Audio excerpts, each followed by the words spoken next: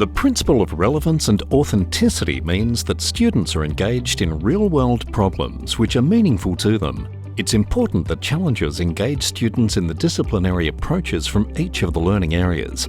This also creates opportunities for personalisation within the project.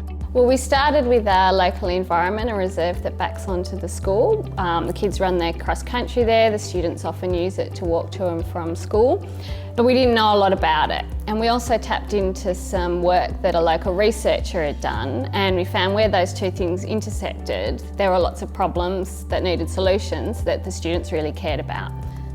When choosing the unit, we chose an area which we thought would be relevant to all students, as energy crisis has been quite a topic of interest, particularly in Tasmania last year and particularly in South Australia as well. So by having students do background research into that area, we really felt the buy-in from students, realising that energy independence is quite an important topic at the moment.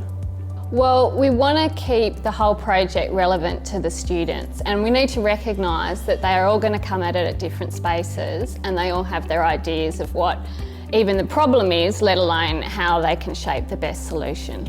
So we need to make sure that we've got the space for them to explore their own individual strengths and weaknesses, and also explore any possibility that they might come up with. By making the projects open-ended and not really giving the students a solution or something to work towards, you really encourage them to think about their own solutions and use either the engineering design process to work through and create a solution to a problem, rather than being really guided through to what we want them to work towards.